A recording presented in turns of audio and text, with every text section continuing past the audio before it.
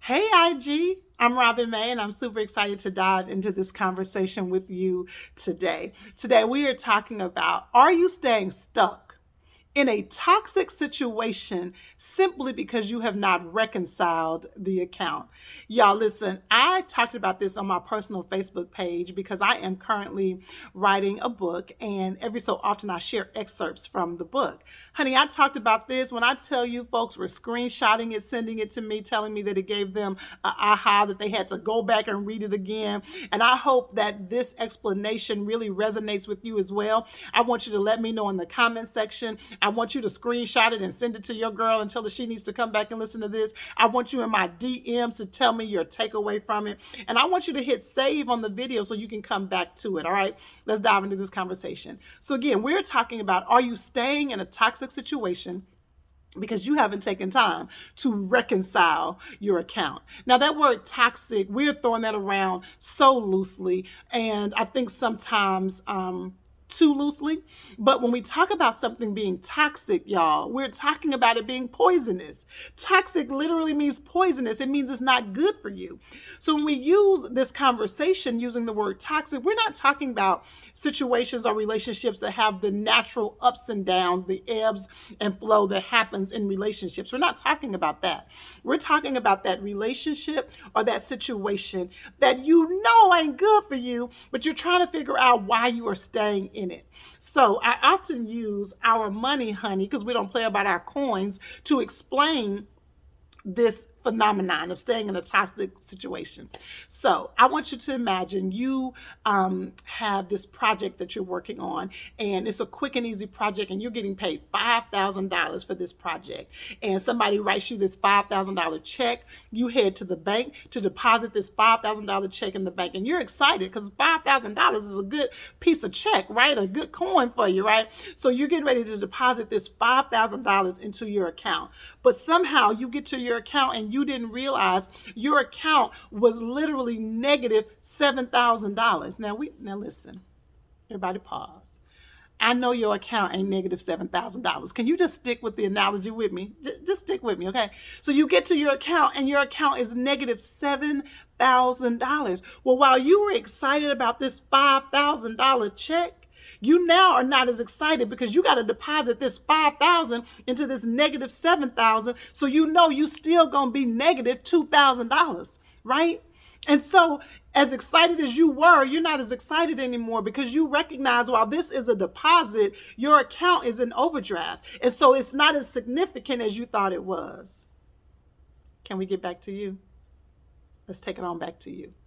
You understand that when it comes to your coins. Because even when I said a negative 7,000, some of y'all still ain't came back. You still stuck because you're trying to figure out, no, my account ain't going to be negative 7.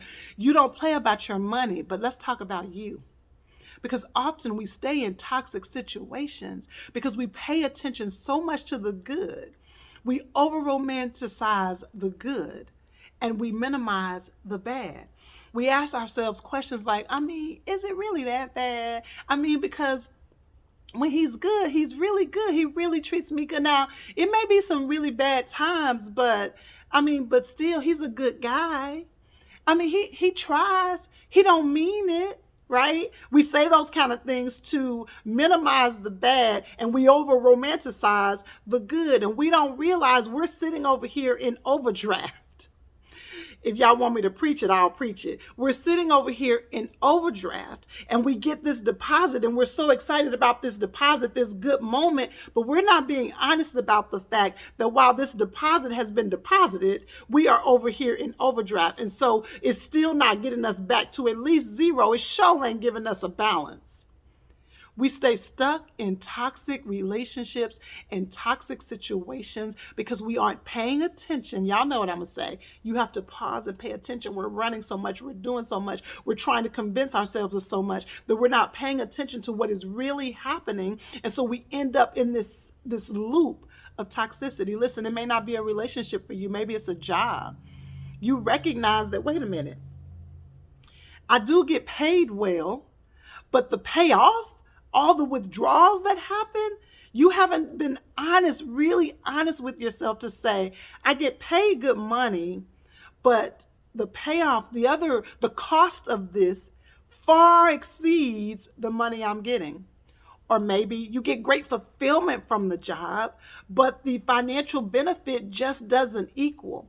You have to determine, are you staying in a situation that you know is no longer good for you, but you haven't taken time to really reconcile the account? I said earlier, we'll say things like, is it really that bad?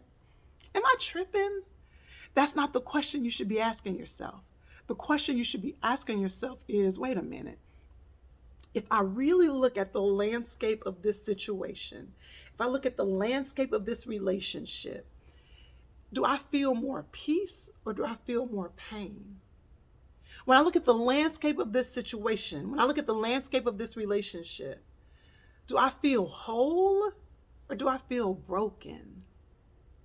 When I look at the landscape of this situation, when I look at the landscape of this relationship, do I leave feeling empowered or do I leave feeling shut down?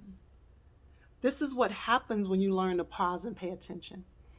When you learn to really be honest about what you're experiencing, because remember this, you cannot change what you don't acknowledge.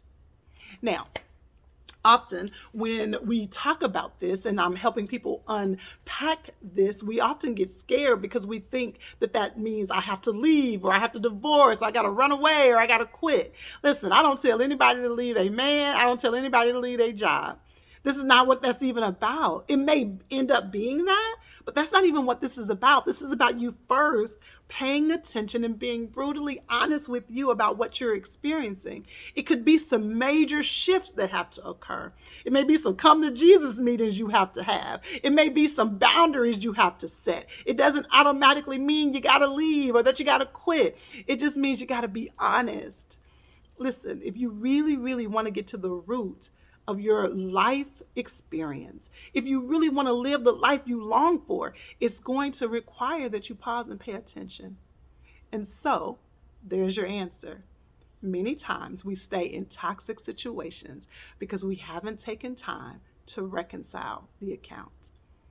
Am I ignoring the deposit? Let's reverse that.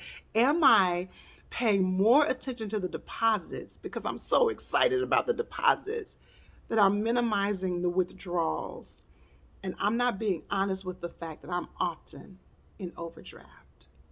All right, y'all, I told you this was going to be a tense one, so I want you to be in the comments. I want you to DM me. Let me know your takeaway. What do you feel about it? What came up for you? One of the things I want you to learn how to do is to be curious about what you feel. What came up for you as we were talking this out? Let me know, and I can't wait to hear from you. Talk to you soon.